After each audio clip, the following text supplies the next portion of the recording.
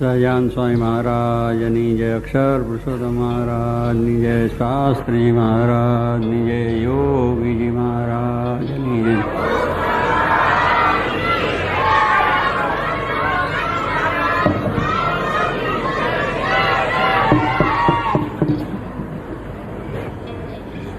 ભગવાનની દયાથી આપણા તકે તક આપણને મળી છે કે ભગવાન શ્રીજી માનો અવતાર છે અને એવા યોગીજી મહારાજ જેવા સંત મળ્યા છે અને આવો સત્સંગ આપણને થયો છે. તો પણ જો મારે કે સત્સંગ છે પણ જો કુસંગ થઈ જાય તો પછી સત્સંગ રહે નહીં. કારણ કે આપણે સ્વાભાવિક રીતે આ લોકની અંદર એવી વસ્તુઓ છે કે એના જોગમાં જતું રહેવાય છે. એટલે કુસંગ ક્યારેય કરવો નહીં. એટલે શું, કુસંગની અંદર આપણે વ્યસનો થઈ જાય, વળી બીજી રીતનું આપણું આચરણ થઈ જાય. ત્યારે કુસંગ માણસો છે એની જોડે રહેવાથી, બેસવાથી, સહેવાસથી આ બધું આપણને, આવો સત્સંગ છે છતાં પણ એમાંથી આવું થઈ જાય. જરાક આપણે ગાફલાઈ રહીએ તો આપણે મુશ્કેલી આવે છે. એમ સત્સંગ આપણો દૃઢ હોય તો પણ જો ગાફલાઈ થઈ જાય તો એમાંથી સત્સંગમાંથી પડી જવાય છે. અને સત્સંગ આપણો જતો રહે છે. એવું ઘણી રીતે આપણો માનનો સ્વભાવ હોય, લોભનો સ્વભાવ હોય, ક્રોધનો સ્વભાવ હોય, આવો રસાસ્વાદનો સ્વભાવ હોય, આવા બધા ઘણા સ્વભાવને લઈને પણ આપણે એ પણ એક કુસંગ થઈ જાય છે. સ્વભાવ પણ એક કુસંગ જ છે. તો અહીં એક વાતમાં કહ્યું કે આ દેહ પણ એક કુસંગ છે આપણો. એટલે ભગવાન ના ભજવા દે કુસંગ. ભગવાનને માર્ગેથી પાડે, ધર્મ નિયમનેથી પાડે, આજ્ઞા ઉપાસનામાંથી પાડે તો એ કુસંગ જ છે. એટલે આ દેહ પણ આપણો કુસંગ. કેટલી વખત આપણે આ કરવું હોય તો પણ થાકી ગયા છે, ફલાણું છે એમ કરીને મોડું પડી જાય. સત્સંગમાં આવવું હોય, જવું હોય તો પણ. એટલે દેહ પણ આપણને ભગવાન ભજવા દેતો નથી. ઇન્દ્રિયો, અંતસ્કરણ પણ સ્વાય કે કુસંગી છે. આપણે ઇન્દ્રિયો છે એ પણ કુસંગી છે. લો, દર્શન કરવા જવું હોય, દર્શન સારા થતા હોય તો એ પછી બીજા વિચારમાં, બીજી તરફ આપણી દ્રષ્ટિ જતી રહે તો એ પણ કુસંગ છે. કારણ બધા માયિક છે ને, આ ઇન્દ્રિયો, અંતસ્કરણ આ બધા માયિક વસ્તુ છે. એટલે સ્વાભાવિક જ એ આપણને કુસંગ તરફ લઈ જાય. સહેજ કંઈક જોગ થઈ જાય, કંઈક એવો પ્રસંગ બની જાય અને કંઈ કથા સાંભળતા હોય તો પણ બીજી વાતો કંઈક ચાલતી હોય તેમાં કામ ચાલ્યો જાય. એટલે એવી વસ્તુ થઈ જાય છે. ખાવા પીવામાં પણ આપણે બહાર વૃત્તિ થઈ જાય છે. એટલે એને લઈને સ્વામી કહે છે કે આપણે આવી વસ્તુ મળી છે ત્યાં લગી છે. એટલે આપણે સત્સંગની અંદર સ્વામી કે કોઈ પ્રકારનો કુસંગ કરવો નહીં, થવા દેવો પણ નહીં. તો આપણે હંમેશા સુખ ને શાંતિ રહે છે. કે આપણી મહત્તા અને આપણે જે કંઈ પ્રાપ્તિ થઈ છે એને માટે છે. એટલે આપણે જેમ કહ્યું છે કે મોલનું બળ ત્યાં લગી. મોલ એટલે જે ખેતીઓ આવે છે, ખેતરમાં લોકો વાવે ને, મોલ જે સારા થાય, કપાસ વાવ્યો હોય, મગફળી વાવી હોય, બીજું જે કંઈ વાવેલું હોય એ મોલ આમ સારો લાગે ખરેખર. પણ સ્વામી કે જ્યાં લગીને ખડમાં ખાવાનું નથી. ખડ એટલે એની બાજુ જો ખડ ઉગી જાય તે મોલ ઘણો સારો હોય, પણ જો ખડ એમાંથી કાઢી ના નાખીએ તો એ મોલ ગમે એટલો સારો હોય તો શું કહી જાય, અગર એ વધી ના શકે. પેલા બાજીનું જે ખડ છે એ બધું એનું તત્વ ખેંચી લે. એટલે જે છોડને મળવું જોઈએ એને છોડને બદલે પેલું બધું ખડ નકામું છે એ એનો લઈ જાય બધું. એટલે મોલ સારો છે પણ ક્યાં લગીને કે જ્યાં સુધી એને આ આજુબાજુ ખડ ન થયું ત્યાં સુધી. પણ જો એ ખડ થઈ જાય તો એ મોલ પાછો નકામો થાય. એમાં કંઈ આપણને પાક આવે નહીં અને પ્રાપ્તિ પણ થાય નહીં. એમ સ્વામી આપણને અહીંયા કહે છે કે તેમ આપણે જે ભગવાનના ભક્ત છે એનું બળ પણ ક્યાં લગીન છે કે જ્યાં લગીન નથી આવ્યા વિમુખની બળજમાં. એટલે વિમુખ જે માણસો છે એના જોગમાં નથી આવ્યા ત્યાં સુધી આપણું બળ છે. પણ જો વિમુખના જોગમાં આવી ગયા તો સ્વામી કહે છે આપણે બધું ચાલ્યું જાય. ધર્મ ચાલ્યો જાય, ભક્તિ ચાલી જાય, સેવા છે, મહિમા છે, આ બધું ચાલ્યું જાય. અને આવું કુસંગને માર્ગે કેટલાય માણસો કુસંગી થઈ ગયા. આપણે જાણે જરા કુસંગ કર્યો અને માર્ગે ચાલ્યા તો પછી સત્સંગ બધો મૂકાઈ ગયો. એટલા માટે કહ્યું કે કરત કુસંગને ચહત કુશળ એહી બળો અફસોસ, મહિમા ઘટો સમુદ્રનો કે રાવણ વશો પડોશ. કે આ પ્રમાણે રાવણ એ લંકામાં રહેતો અને લંકાની આજુબાજુ બધો દરિયો જ એ બેટ છે એનો. હવે એટલો બધો સમુદ્રનો મહિમા કે સમુદ્ર અગાધ, અને એની અંદર આપણે પાળ બાંધવી એ તો થઈ શકે જ નહીં. એની અંદર પાળ બાંધવું નહીં એ તો શક્ય જ ના બને. ત્યારે એનો મહિમા ઘટાડ્યો કોને? કે રાવણે. પાડોશમાં રહ્યો, એને બાજુમાં જ પાડોશ, એટલે બે બેટની અંદર એટલે રાવણ. કારણ કે ભગવાન રામચંદ્ર ભગવાન એને જ્યારે સીતા લઈ ગયા, રાવણ લઈ ગયો, ત્યારે એની શોધખોળમાં હનુમાનજી ગયા, અને પછી મારા ભગવાન ત્યાં પાળ બાંધીને ગયા. વાનરોને કહ્યું કે આપણે પાળ બાંધી દો. પથરા લાવ્યા અને રામ રામ કરી નાખે અને પથરા તરવા માંડ્યા અને પથ્થરની પાળ થઈ ગઈ. લો, ભગવાન રામને પ્રતાપે આવી રીતે દરિયામાં પાળ ન બંધાય, પણ એમના નામથી પથ્થર બધા તરી ગયા. એટલે હજારો માણસો, કેટલા નથી, ભગવાનને નામે કે કોકને નામે તરે છે એવી વસ્તુ છે. એમ ભગવાનનો તો પ્રતાપ અગાધ છે. એના નામથી, એના ભજનથી તો ગમે તેવો હોય એનું કલ્યાણ પણ થાય છે, એનું સારું પણ થાય છે. એટલે પાળ બંધાઈ ગઈ.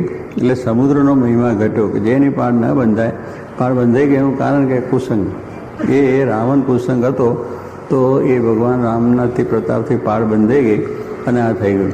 એટલે સ્વામી કહે આપણે પણ જો પાડોશમાં આવા માણસો વસતા હોય અને એનો જો સમાવેશ થઈ, એનો જો આપણને ગુણ આવી જાય તો પણ આપણું આમાંથી પતન થાય છે. કુસંગનો તો સ્વામી કે ગુણ પણ ના આવવો જોઈએ કે બહુ સારું છે કે બહુ સારું છે. એટલું જો મનમાં થાય ને તો પછી એની જોડે બેસવાનું મન થઈ જાય, એના સાથે આપણે ભળી જવાય છે અને આપણને ઘણી મુશ્કેલીઓ થઈ જાય છે. એટલે મહારાજ કહે છે કે આપણે સત્સંગ છે એને ક્યારેય કુસંગ કરવો નહીં, અને કુસંગથી પતી જાય. પ્રથમ 18ના વચનામાં પણ મહારાજે કહ્યું કે આવી રીતે જો માણસ બધો સારો હોય, સરસ રીતે હોય, ભક્તિ હોય, સત્સંગ હોય, પણ એ જો સાતમાની હવેલી હોય ને ત્યાં દારૂના પીનારા હોય, નાચગાન થતું હોય, વેશ્યાઓ થઈ હોય, અને ત્યાં જઈને દારૂના બાટલા પીતા હોય, એમાં આપણે જઈને ઊભા રહે તો આપણા વિચારો પણ ફરી જાય. કારણ કે જોગ છે, ત્યાં આગળ એવી જાતનું વાતાવરણ છે, એ વાતાવરણની અંદર વાતાવરણની પણ અસર આપણને થઈ જાય. એમ ખરાબ વાતાવરણની અસર થાય છે અને એ રીતે આપણે એમાં પડી જઈએ છીએ. એમ જો સ્વામી કે આપણે સારા વાતાવરણ રહીએ તો ખરાબ હોય તો સારા થઈએ. સંઘનો એટલો બધો પ્રતાપ છે, સારો સંઘ ને નરસો સંઘ. એટલે વિમુખનો કે જે ખરાબ માણસો એનો સંગ કરીએ તો આપણે સારા હોય તો ખરાબ થઈએ, અને ખરાબ હોય પણ જો સારા માણસનો સંગ થાય, સંતોનો સમાગમ થાય તો સારા થઈએ. અને એનાથી એ થાય, વાલિયા ભીલ હતા તેને નારદજીનો સમાગમ થયો તો એ હતું ખરાબ, એની આસુરવૃત્તિ, લોકોને લૂંટતા પણ સારા થઈ ગયા. જોબણ વડતાલો પણ સારો થઈ ગયો, અને સારા માણસો ઘણા છે પડી ગયા. ત્યાં સત્સંગની અંદરથી એવા સારા માણસો પણ પડી ગયા, અને સ્વભાવના પોતાના દોષ લઈને કુસંગને જોગે કરીને એવા પડી પણ ગયા છે. સત્સંગ આવો મૂકી ગયો છે, ભગવાનને સંતનો અભાવ આવી ગયો, ભગવાનને સંતને અરુચિ થઈ ગઈ, ધર્મ નિયમ ગૌણ થઈ ગયા અને એની અંદર ચાલ્યા ગયા. એટલે આપણે બહુ સાવધાની રાખવાની વસ્તુ જ કહેવાની શું છે કે આપણને વસ્તુ સારી મળી છે, અને એ સારી વસ્તુને જો આપણે ધ્યાન ન રાખીએ, સાવધાની ન રાખીએ તો આપણું સર્વ પ્રકારે થઈ જાય. એટલે મહારાજે છેલ્લા વચના 9માં કહ્યું કે જાનપણા રૂપ દરવાજે રહેવું. જાનપણા રૂપ દરવાજે સત્સંગ થયા પછી જાનપણું આપણે બહુ રાખવાનું, નહીં તો આપણે કુસંગ લાગી જાય અને આપણે આ માર્ગથી પડી જાય. એટલે જાનપણા દરવાજો શું? સત્પુરુષ.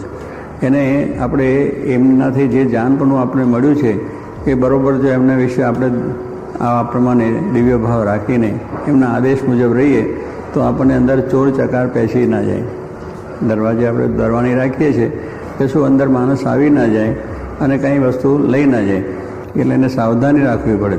અને જો એ ત્યાં આગળ બેસી જાય ઊંઘી રહે તો અંદર લઈને ચાલ્યા જાય તો ખબર ના પડે. ગોંડલ બાપુ, આપણા ગોંડલ સ્ટેટ, એમાં યોગીજી મહારાજના વખત વાત કરતા કે ગોંડલ સ્ટેટની અંદર ભગવતસિંહ બાપુના વખતની અંદર આપણા વિરમજીભાઈ બાપુ કરીને એક સત્સંગી હતા દરબાર, અને એ દરબારની ત્યાં એમની નોકરી હતી.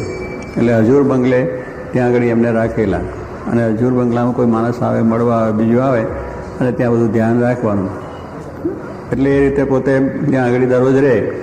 પણ એક વખત એમને જરા ઉજાગરો છે, ગમે તે જોકું આવ્યું, જરા ઊંઘ ચડી ગઈને કૂતરું પેસી ગયું. ત્યાંથી કૂતરું બેઠું અંદર. હવે બેઠું તો કૂતરું ચાલતું જતું હજુર બંગલામાં ગયું સીધું. હજુર બંગલામાં બાપુ બેઠા હતા, ત્યાં કૂતરું આમ અંદર આવી ગયું. બાપુ કહે છે, તરત બોલાય, ક્યાંથી આ કૂતરું કેમ આવ્યું, ક્યાંથી આવ્યું? એટલે પછી તપાસ કરી અંદર થયું. પછી કે દરવાન કોણ છે? એટલે ભાઈ વિરમજી બાપુને બોલાયા કે આ કૂતરું આવ્યું તમને ખબર છે? કે બાપુ ના. તો ક્યાંથી આવ્યું? ક્યાંથી? દરવાજા સિવાય આવતું નથી. પછી કે જરા જોખું આવી, ઊંઘ આવી ગઈ. બાપુ કે જાઓ 5 રૂપિયા દંડ. હવે 5 રૂપિયાનો પગ અને 5 રૂપિયા દંડ, એટલે દંડ થઈ ગયો. જાન પણ ચૂક્યા તો થયું. આ તો પછી શું કે બાપુને તો એવું હતું કે કોઈ પણ કોઈનો ગુનો થાય ને તો એનો દંડ જ કરે, એને જેલમાં ન નાખે. બહુ બુદ્ધિશાળી રાજા. જેલમાં નાખે ખાવાનું આપવું પડે અને નકામો પૈસો સ્ટેટનો જાય, એટલે દંડ કરે. એટલે પછી ફરી વાર એને ના આવતું. બાપુ એવી રીતે કરતા, એટલે નાનું મોટું દંડ કરી નાખે. એટલે કહેવાનું શું, જો જાન પરનું જરૂરત ચૂક્યા તો નોકરીમાંથી ડિસમિસ પણ કરી નાખે અને રજાએ પણ આપી દે કે જાઓ નોકરીમાંથી ડિસમિસ. એટલે એ રીતે આ પ્રમાણે થઈ જાય. એટલે નોકરી આપણી ડિસમિસ થઈ જાય. કે આપણો જો સત્સંગ છે એ ડિસમિસ શું, ભગવાનને માર્ગથી પડી ગયા એટલે ડિસમિસ થઈ ગયા. પછી આપણે જો ફરી થાય નહીં અને કાર્ય થાય નહીં. એટલે સ્વામી કે આપણે પણ એવા જાન પરનું રાખવું, કે દરવાજે રહેવું, કે મહારાજને અખંડ ભજન કીર્તન કરતા, તો પછી આપણને બીજો કુસંગ લાખવાનું ના થાય, વિચાર પણ ના આવે અને અખંડ ભગવાનનું ભજન થઈ જાય અને સુખ્યા રહેવાનું. માટે સ્વામી કહે છે આ લોકમાં પોતાનું સુધારવા કોઈને આવડતું નથી. આ લોકની અંદર એવું છે કે આપણું સુધારવું, બીજાનું સુધારીએ. આ બધાને અત્યારે છે ને બીજાનું સુધારી વાત કરે કે આમ કરવું ને તે કરવું ને ફલાણું કરવું, તો પોતે કોરો ધાકોડ હોય. પોતે આપણે પહેલાં સુધરીએ ને તો બીજા સુધરે. આ દુનિયાનો રિવાજ એવો છે કે આપણે જો બરાબર સુધરીએ તો બધા સુધર્યા, પણ આપણે સુધર્યા ના હોય ને બીજાને સુધારવા જઈએ તો કોઈ વાર સુધરે નહીં. આજે બધા એવું રીતે નીકળ્યા છે કે અમે સેવા કરવા નીકળ્યા છે, તો પહેલી પોતાના દેહની કુટુંબની સેવા કરવાની, પછી બીજાની વાત. હવે એ દાડો પોતાનો સુધરે ખરું? ના સુધરે કોઈ દિવસ. એટલે પહેલું સ્વામી કહે છે પોતાનું જીવન શુદ્ધ બનાવવું જોઈએ અને પોતે પવિત્ર જીવન જીવવું જોઈએ, તો પછી એની અસર બધાને થાય, એ તો ના થાય. ગાંધીજી પોતે નીકળ્યા તો ગાંધીજી પોતે એવો પોતે સંપૂર્ણ ત્યાગ કર્યો, પોતાનો ઘર, કુટુંબ, પરિવાર, બીજું દેશને માટે. તો આખા દેશ એની પડખે આવી ગયો અને 150 વર્ષના પાયા નાખેલા અંગ્રેજો ચાલ્યા ગયા. કારણ કે એને પોતે સંપૂર્ણ ત્યાગ કર્યો અને દેશને માટે બધું સમર્પણ કરી દીધું, કાંઈ વસ્તુ નહીં લ્યો. અને ઓછામાં ઓછો પોતાનો ખર્ચો, કે વધારે ખર્ચો ના થાય, અને એ પ્રમાણે જીવન જીવતા. પોટડી પણ ટૂંકી હતી, શરીરમાં લુગડું પહેરતા નહોતા, એવી રીતે ચાલતા. એટલે કહેવાનું શું છે કે એને જો એની સમર્પણ ભાવના અને પોતે હતા તો દેશની અંદર બધા તૈયાર થઈ ગયા, દેશની ભાવના જાગૃત થઈ ગઈ. હવે આજે બધા કહે છે કે આપણે એકતા કરો, પણ ક્યાં નહીં કરો એકતા? બૈરા છોકરાની એકતા ચાલે છે, એમાં કંઈ વાંધો નથી આવતો. અને બધાને વાતો કરવા જાય કે આપણે એકતા કરો, એક કરો. પણ તમે બધા એક થાવ તો જ પહેલી વાત છે કે પહેલાં પોતે એક થઈએ તો આપણે બીજાને વાત કરી શકીએ. જોગી મહારાજનું જીવન જો શુદ્ધ ને પવિત્ર હતું તો એમને આપણને કહ્યું કે આ સંસાર ખોટો છે, આ જગત ખોટું છે અને ભગવાન ભજવા છે, તો એમની વાત આપણને સહેજે મનાય. એમનું જેવું જીવન હોય એવું આપણામાં અસર થઈ જાય. એટલે સ્વામી કહે છે કે મહારાજે સંતોને કહ્યું, સંતો કે અમે મહારાજ ગામડે જઈએ અને ત્યાં આગળ અમે બહુ ભણેલા તો છે નહીં, લોકો પાસે શાસ્ત્ર બીજું તેવી વાતો કરીએ, એમાં કદાચ અમે ન સમજ એમની સાથે ન રહી ટકી શકીએ, અને એવું થાય તો શું કરવું? મારે કે તમારે કંઈ કરવાનું નથી. તમારે તો મેં કહ્યું એ પ્રમાણે ધનશ્રીનો ત્યાગ રાખી ધર્મનીમાં રહી અને સ્વામિનારાયણ ભગવાન છે એ વાતો કરજો. તમારું વર્તન વાતો કરશે. તમે જે તમારી સાધુતા છે, વિવેક છે, વિનય, નમ્રતા છે, ધર્મ નિયમ છે, અને સાધુતા બરાબર રાખશો તો તમારે બોલવું જ નહીં પડે. તમારે વગર બોલે સત્સંગ થશે. કહો આવા સાધુ ક્યાંય ન મળે, એવો એમને ભાવ આવી જશે અને અમારે છે એમની શ્રદ્ધા થશે. એટલે શ્રીજી મહારાજ કે તમારું વર્તન વાતો કરશે. અને આપણે જોયું છે કે શ્રીજી મહારાજ સંતો 500ને કહ્યું તો એ સંતો ગામો ગામ ફર્યા, ત્યાં આગળ ઘણી જાતની મુશ્કેલી થઈ, અડચણો થઈ, એની અંદર એમને મહારાજનું ભજન જ કર્યું. કોઈ મારે તાળન કરે, તિરસ્કાર કરે તો સ્વામિનારાયણ સ્વામિનારાયણ કરે, બીજું કંઈ બોલવાનું નહીં. અને કોઈ પ્રકારનું બીજું કંઈ નહીં, ત્યાંથી જે ભિક્ષા મળે એથી નિર્વાહ ચલાવી લે, જ્યાં રહેવાનું મળે રહી લે. કોઈ પ્રકારનો આગ્રહ દુરાગ્રહ કે આવું જોઈએ, કે આ જોઈએ, ફલાણું જોઈએ, ઢીકણું જોઈએ, તો કોઈને દુઃખ થાય નહીં. સહેજે થાય કે આમાં સાધુ ક્યાંય નથી. અને એટલા જ માટે આ પ્રમાણે એ સંતોના વર્તનથી આ સત્સંગ થયો. એમ સ્વામી કે જો આપણું વર્તન હશે તો બીજાને પણ સારો ગુણ આવશે, આપણને પણ શાંતિ રહેશે. એટલે સ્વામી કહે છે પહેલું તો આપણે આપણું સુધારવાનું છે. બધાને સુધારવા જતાં આપણું રહી જાય, આપણે બીજાનું કરવા જતાં આપણું રહી જાય છે. એ પણ વિચારવાનું છે ને કે બીજાને કરવા જઈએ સુધારવાની વાત કરે કે તમે આમ કરો ને તેમ કરો, પણ આપણામાં સ્વભાવ છે, દોષો છે, અવગુણો છે, એ પહેલાં ટાળીએ તો પછી બીજાના એની મેં ભગવાન ટાળશે જ, આપણું સારું જોઈને જ. પણ આ તો કહેવાનું છું કે દરેકને આપણે એવું ઈચ્છા છે કે આપણે ફલાણાને સુધારી દઈને આમ કરીએ તેમ કરીએ. એટલે આપણે સ્વામીએ પણ વાતમાં કર્યું છે, મહારાજે વચનામમાં કહ્યું છે કે બીજાના અવગુણ જોવા નહીં, પહેલાં આપણા અવગુણ જોવાના, આપણે સુધરવું, અને એનો બીજામાં હોય એ જોવાની, અને એમાં જે સારા છે ગુણ એ આપણે ગ્રહણ કરવા, અને આપણામાં જે ખરાબ ગુણો છે એને ટાળવા પ્રયત્ન કરો. તો શું આ દ્રષ્ટિ હોય તો પછી આપણે કંઈ વાંધો આવે નહીં. એટલે પહેલું આપણે પોતાનું જીવન છે, વર્તન છે, આપણો સત્સંગ છે, એને બરાબર રીતે દ્રઢ કરવો, અને પછી બીજાને જો વાત કરશો તો સત્સંગ નહીં હોતો રહે. એટલે વર્તન વાતો કરીને આપણો સત્સંગ છે એ ધર્મ નિયમનો વર્તનનો છે. શાસ્ત્રીમાં યોગીજી મહારાજ બે જે આ સત્સંગમાં આ મોટો મંદિરોનો સત્સંગ વધ્યો છે એનું કારણ શું? એમની સાધુતા, એમના નિયમ ધર્મ, એમનો પ્રેમ, એને લઈને આ બધાને આપણે સત્સંગ થયો છે. એમાં જો આજના યુવાનો છે એ કંઈ આ મારા કે ચાલે એમ છે, આવે છે, પણ જોગી મને પ્રેમ ને સાધુતા અને જીવન વર્તન, તેમાંથી આવા બનેલા ગણેલા વિદ્વાન કોલેજિયન છોકરાઓ આકર્ષે. એનું કારણ શું છે કે સ્વામીનું એવું જીવન હતું ને કે આ તો આ માર્ગે ચાલે ને, આમાં ધર્મમાં શ્રદ્ધા ન હોય ને, સંતોનો પછી પ્રેમ એ ન હોય ને, મંદિરમાં જવાનું ન હોય ને, કશું ના હોય. દુનિયા માલવાની છે અત્યારે, સારામાં સારું એ માલી લે ને. પણ એનું કારણ શું હતું? જોગી મહારાજ એવા સંત હતા તો એમાં આ રીતે થયું છે.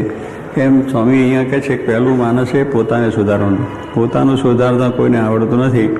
અને એ જો કાળ પડે તો માણસને અને છોકરાને કડી ખાય. કાળ જ્યારે પડે છે ત્યારે સ્વામી આવું તો ઘણી વખત અગ્નોત્તરો કાળ પડ્યો ત્યારે એવું બધું ઘણું થયું હતું. અને ઘણી વખત આપણે સાંભળ્યું છે કે દુકાળની અંદર જ્યારે આવું થઈ જાય ત્યારે માણસને ખાવા પીવાનું હોય તો માણસને ખાય, પોતાના છોકરાને ખાઈ જાય, લો એકબીજાને ખાઈને જીવન જીવતા એવું પણ બની જાય. એટલે એ દેશકાળ સ્વામી કે વિચારજો કે પોતાનું સુધાર કોઈને આવડતું નથી, કાળ પડે ત્યારે માણસને છોકરાને કરડી ખાય. અગ્નિહોત્રામાં નજરે દીઠું છે, તે માટે હવેલી કે રૂપિયા કાંઈએ કામ નથી આવતા, તાના સંગરવા ને આંતરવસુ રાખવા. અને શિક્ષાપત્રીમાં કહ્યું છે તે પ્રમાણે રહેવું. આપણે સ્વામી શું છે કે કુસંગ ના લાગી જાય, એટલે આવી એક સમજણ રાખવાની. કારણ કે આ પ્રમાણે આપણે આ બધું લઈને આવ્યા છે, પણ એ બધું જવાનું છે. કે સ્વામી કહે છે આ બધું કામ આવતું નથી, દુકાળ પડે ત્યારે કંઈ કામ આવતું નથી. અને જેમ આપણે દુઃખી હેરાન બધું થઈ જાય છે એમ સ્વામી કે આપણે હવેલી છે કે રૂપિયા છે એ તે વખતે કંઈ કામ આવતા નથી. આપણને જ્યારે એ વસ્તુ હોય ત્યારે કંઈ કામ આવતું નથી. આટલા માટે મહારાજ કહે છે કે દુકાળ પડે ત્યારે દાણા સંગ્રહ્યા હોય તો કામો આવે.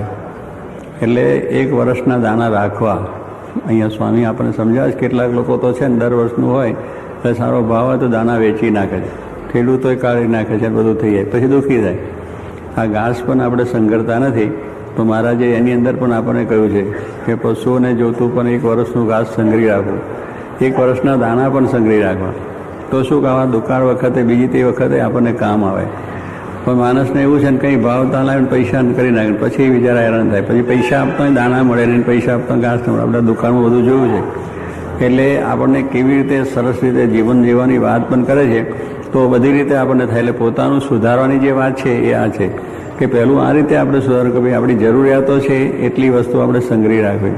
એટલે જેથી કરી વચ્ચે 1 વર્ષ નબળું આવ્યું હોય તોય પણ આપણું વર્ષ નીકળી જાય. વર્ષમાં આપણે દુઃખી ના થઈએ, પશુઓ પણ દુઃખી ના થાય. એ દરેક વસ્તુને આપણે એવી રીતે સંગ્રહ. પણ આ તો કેટલીક વસ્તુ બધું કાઢી નાખીએ અને કંઈક ભાવતા લાયક કે બીજી રીતે થઈ જાય પછી આપણે દુઃખી થવું પડે છે. એટલે સ્વામી કહે છે કે એ પ્રમાણે 1 વર્ષના દાણા પણ સંગ્રહી રાખવાનું. અને શિક્ષાપત્રીમાં કહ્યું છે તે પ્રમાણે રહેવું. જો શિક્ષાપત્રીમાં પણ મહારાજે બધી વાત કરી, બધી આપણે સાંભળી છે, તો એ પ્રમાણે રહેવું તો મોક્ષમાં વિઘ્ન ના આવે. આપણા જે મોક્ષમાં છે આ બધો દેશકાળ જો આપણે સમજ્યા હોય, દેશકાળ પ્રમાણે આપણે જીવન જીવતા હોય, અને સત્સંગ હોય તો બધું થાય. પણ કુસંગ હોય તો ખબર જ ના પડે. પૈસા હોય તો જતા હોય કે ભાઈ આ પૈસા આપણા ચાલ્યા જાય છે કુસંગમાં, અને આપણી મિલકતો ચાલી જાય છે કુસંગમાં. જુગારમાં જ માનો છો, જુગારમાં કેટલાય લોકો પોતાની મિલકત, બૈરો, છોકરો બધું વેચે છે, એવું થાય. એટલે આ બધી જો સમજણ ના હોય તો બધું જતું રહે. પણ શિક્ષાપત્રી જો આપણે વાંચીએ છીએ એમાં જો આપણને ખ્યાલ હોય તો અખંડ જાણપણું આપણે આવે, કાયમ જાણપણું આપે. શિક્ષાપત્રી વાંચીએ તો સામે આપણે જાણપણું દર્પણ જ છે, મોડું તરત દેખાય કેવું છે એમ. એટલે આપણે ક્યાં છે એની ખબર પડે. મહારાજે નામાનું વચનાપન કહ્યું છે, નામું કેમ રાખવું અને કેવી રીતે રહેવું. કેમ વેપારી માણસો રાખે છે કે પોતે દરરોજનો દરરોજ વેપાર કેટલો થયો, કેટલો વકરો થયો અને કેટલો બીજો ખર્ચો આવ્યો, કેટલો સ્ટોક રહ્યો, આ બધું દરરોજનો દરરોજ વિચાર બધો રાખે. બેંક બેલેન્સ જેને કહે છે, બેંકવાળા પણ શું દરરોજનો દરરોજ બેલેન્સ કાઢી નાખે. 4 વાગે એટલે બંધ લેવાનું, 3 વાગે એટલે પછી બીજો હિસાબ કરી અને બધું છે. બધી કેટલી બધી બેંકો એક જણની હોય, 100, 150, 200 બેંકો હોય, બધાનો હિસાબ એક દાડે સાંજે ત્યાં હેડ ઓફિસે પહોંચી જાય. કારણ કે દરરોજ લોકો વિચારે છે ને, જો ના વિચારે તો બીજે દાડે પછી શું થાય, પાઘડી ફેરવવી પડે, દેવારું કાઢવું પડે ને. કારણ કે પેલો જાણે કેટલાક વખત આપણે આફ્રિકામાં સ્વતંત્ર થયા ને માણસો, ત્યારે એ લોકો વેપાર કરવા માંડ્યા, જે ત્યાંના કાળા ભાઈઓ. એટલે શું, જેટલો આવે એટલો વકરો આવે એટલો નફો ગણે લ્યો, જેટલો વકરો એટલો નફો. અહીંયા જાણે કે આ પૈસા આવ્યા છે તો વાપરી નાખે બીજા કામની અંદર, પછી વેપાર કંઈ ચાલે ખરો? પડી માંગે. કારણ વેપારી પૈસા જેના લાયા છે એને પાછા આપવાના છે, જેની પાસે માલ એને આવ્યા છે, વ્યાજે લીધું હોય, લોનો લીધી હોય કે જે કંઈક કોઈના વ્યાજે લીધા હોય એ આપવાના છે. આ બધા ખર્ચા જે છે, લાઇટ, ટેલિફોન, બીજા ત્રીજા બધા આપવાના છે. એટલે એવી જે ગણતરી છે એને ખબર જ ના હોય. એટલે જેટલો વકરો એટલો નફો.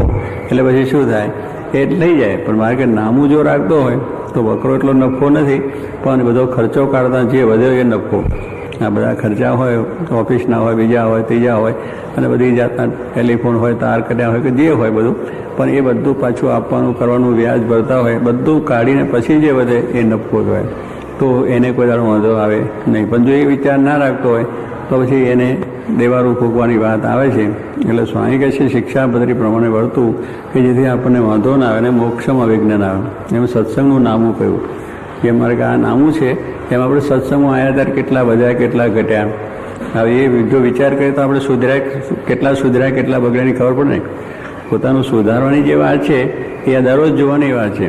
તો દરરોજ જોયા રહીએ તો પછી આપણે એમાં કેટલા દોષ ટળ્યા, કેટલા સ્વભાવ ટળ્યા અને કેટલા અવગુણ ટળ્યા છે એ આપણને ખબર પડે ને. સત્સંગમાં કેટલા આપણે વધ્યા, કેટલી ભક્તિ વધી, ધર્મ વધ્યો, મહિમા વધ્યો સત્સંગની અંદર, આપણને આ બધું એ બધાની કેટલા વધ્યા છે એ દરરોજ સ્વામી કે આપણે નામું રાખવું છે. તો પછી આપણે ધીરે ધીરે આગળ વધાય. જેમ આપણે બધું કાઢીને જેમ નફો કરીએ છીએ, પછી એ નફામાંથી આગળ બીજો ધંધો વધારીએ, બીજું આગળ વધે. એટલે આપણને ખબર પડે છે કે ભાઈ આટલા આપણે વધ્યા છે, આટલું આપણે થયું છે, તો એક ને બીજી ફેક્ટરી નાખો એટલે ચાલે. પણ પેલું જોયું ના હોય તો બીજી નાખે તો બધું પેલી જૂની હોય વેચાઈ જાય અને ગરબાને બધું વેચાઈ જાય. ત્યારે સ્વામી કે સત્સંગની અંદર જ્યારે આવ્યા છે, સત્સંગ આવો મળ્યો છે, તેમાં આપણે તો કુસંગ ના થાય, આપણે કેટલા વધ્યા છે પણ જોવાનું છે. એટલે એ પ્રમાણે જો પોતાનું સુધારતા માણસને આવડે તો બધું સુધરેલું છે. તે શિક્ષાપત્રી છે કે આપણે મહારાજે જે વાત કરી છે કે જોગી મહારાજ જેવા સંત મળ્યા છે, એને જે વાત આપી છે એમાં આપણે આગળ વધવાનું છે. એટલે સત્સંગમાં દરરોજને દરરોજ વિચાર આપણે કરવો છે કે સત્સંગમાં આવીને આપણે કેટલા વધ્યા એ નામું રાખવાનું. કે પહેલાં વર્ષે મારે આવું હતો સ્વભાવ, આ વર્ષે મને જરા સુધર્યો છે. પહેલા વર્ષે આટલી ભક્તિ હતી, આ વખત થોડી ભક્તિ વધી છે, ધર્મમાં રુચિ થઈ છે, સત્સંગમાં રુચિ થઈ છે. આપણી ઘર સભાઓની વાત કરીએ છીએ કે ઘર સભાઓ આપણે વધવાની છે, એટલે આપણી ઘર સભા કેટલી વધી છે. પછી બીજાને વાત કરીએ તો એની પણ કેટલી સભા, એટલે એટલું કેટલી સેવા કરી શક્યા કે કેટલું આગળ વધ્યા છે ને વધારી શક્યા. આ બધો આપણે ખ્યાલ રાખવાની વાત છે.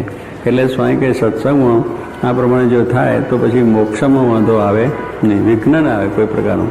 કે આપણે જે જીવમાંથી કાઢવાનું છે, સુધારવાનું છે, અને જે આપણે આ પ્રમાણે કરવાનું છે શિક્ષાપદ્ધતિ પ્રમાણે, તો એ પ્રમાણે કરીએ તો મોક્ષમાં, કલ્યાણમાં વાંધો આવે નહીં. એ ઉપાય કરવો. કેમ? જે રોટલા વગર દેહ રહે નહીં, એટલે ભગવાન ભજાય નહીં. એટલે આ જો જાનપણું રાખી અને વ્યવહારનું કેમ છે એની અંદર પણ આપણે ધ્યાન રાખીએ અને સત્સંગમાં ધ્યાન રાખીએ તો આપણે ભજનનું, આપણા ઘરને જે રોટલા ખાવાનું છે કે આપણે જે વ્યવહારની જરૂરિયાતો છે એટલું પણ આપણે પ્રાપ્ત થઈ શકે અને સત્સંગની અંદર પણ આપણી દ્રઢતા રહે. એટલે બધી રાતનું જાનપણું રાખી અને સત્સંગ કરી. કેટલી વખત માણસો આમ એ મળી પડે તો પછી ઘરના કંઈ વ્યવહાર જ ના બરોબર ચાલતો હોય તો એ મોટું દુઃખ આવીને પડી જાય. પણ મારે કહે છે આપણે એવું જાનપણું રાખીએ કે આપણું ભજન ભક્તિ પણ દ્રઢ થાય અને સાથે આપણો વ્યવહાર છે. એટલે જરૂર પૂરતું આપણે કમાવાનું, જરૂર પૂરતું આપણે પ્રાપ્ત કરવાનું, જે જરૂરિયાતો છે એટલી.